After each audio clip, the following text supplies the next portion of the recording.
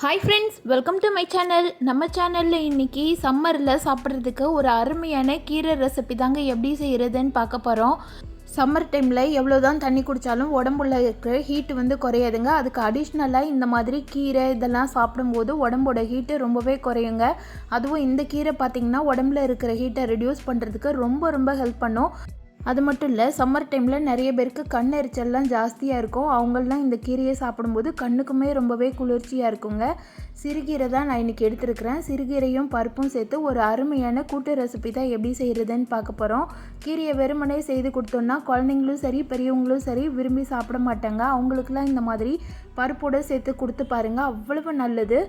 இந்த சிறுகீரை கூட்டை இந்த மாதிரி மெத்தடில் செய்துட்டு இது கூட 2 ஸ்பூன் அளவு நெய் ஊற்றி வாரத்தில் 2 முறை சாப்பிட்டு பாருங்கள். வெயில் நாளில் ஏற்படக்கூடிய பிரச்சனையில் 3/4 அளவு குறைஞ்சிருங்க. அவ்வளவு பெனிஃபிட்ஸ் இருக்குது. இந்த கீரையை சுத்தம் பண்ணிவிட்டு இந்த மாதிரி பொடி பீஸாக கட் பண்ணிக்கலாம். கீரையை சுத்தம் பண்ணும்போது கல்லுப்பும் மஞ்சத்தூளும் சேர்த்து நல்லா 2 முறை தண்ணியில் கழுவி எடுத்துக்கோங்க. இப்போ ஒரு அகலமான பாத்திரத்தில் 2 ஸ்பூன் அளவு எண்ணெயில் 1 ஸ்பூன் அளவு கடுகுளுந்த பருப்பு, ஒரு 2லேருந்து 3 பல் பூண்டை தோல் உரிச்சிட்டு 1-2 இடித்து வச்சுருக்கிறேன். அதை சேர்த்து எல்லாத்தையும் பொரிய விட்டுடலாம். இது கூட ஒரு கொத்து கருவேப்பிலை சேர்த்துக்கலாம்.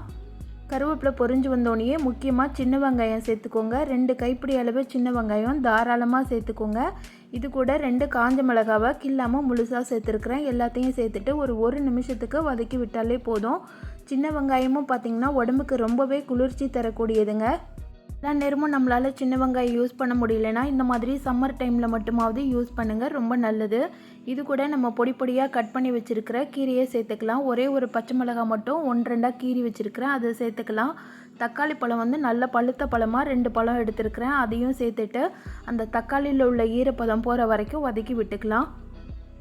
இந்த மாதிரி வதக்கிட்டு செய்யும்போது கீரையோட டேஸ்ட்டு ரொம்பவே நல்லா இருக்குங்க. தக்காளி ஓரளவுக்கு நல்லா மசிஞ்சு வரட்டும். தண்ணி எதுவும் சேர்க்க வேண்டாம். தக்காளியோடு சேர்த்து கீரை நல்லா வதங்கி வரட்டும். இது கூட ஒரு 1/4 ஸ்பூன் அளவு மஞ்சத்தூள் சேர்த்துக்கோங்க.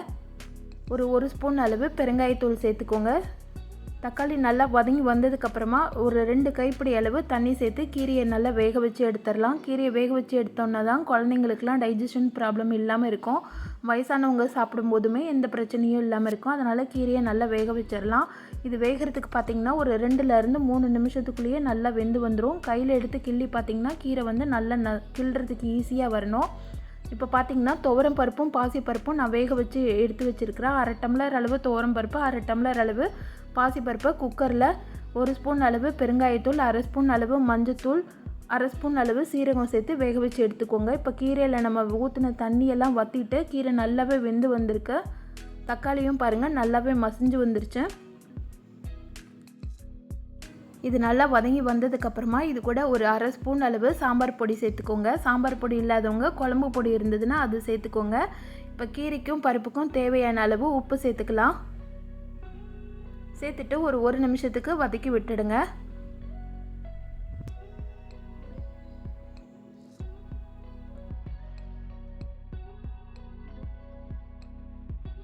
இது நல்லா வதங்கி வந்தோடனே நம்ம வேக வச்சிருக்கிற பருப்பை சேர்த்துக்கலாம்.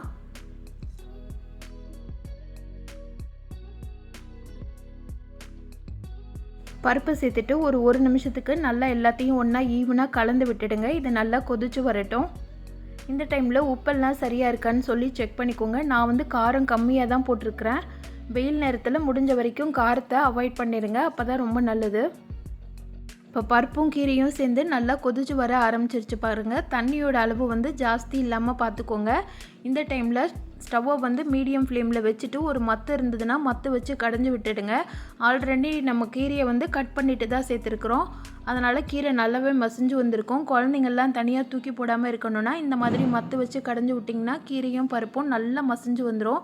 ஒரு 2 நிமிஷத்துக்கு நல்லா கடைஞ்சி விடுங்க. மத்தில் கடைய முடியாதவங்க மிக்ஸி ஜாரில் பல்ஸில் வச்சு ஒரு சுற்றி எடுத்துருங்க. மிக்ஸி ஜாரில் போடும்போது ஆற வச்சுட்டு சுற்றி எடுத்திங்கன்னா சூப்பரான டேஸ்ட்டில் ஒரு அருமையான சிறுகீரை பருப்பு கடையில் ரெடி ஆயிடுச்சுங்க. கீரையை இந்த மாதிரி பருப்பு கூட சேர்த்து செய்து கொடுக்கும்போது குழந்தைங்களும் சரி பெரியவங்களும் சரி விரும்பி சாப்பிடுவாங்க, வேண்டான்னு சொல்ல மாட்டாங்க. டேஸ்ட்டு ரொம்பவே நல்லாயிருக்கும். இதே மெத்தடில் நீங்களும் இந்த கீரை கடையில் செய்து பார்த்துட்டு எப்படி இருந்துச்சுன்னு கமெண்ட் பண்ணுங்கள். இந்த வீடியோ பிடிச்சிருந்ததுன்னா இந்த வீடியோவுக்கு லைக் பண்ணி சேனலை சப்ஸ்கிரைப் பண்ணிவிடுங்க. Thank you friends.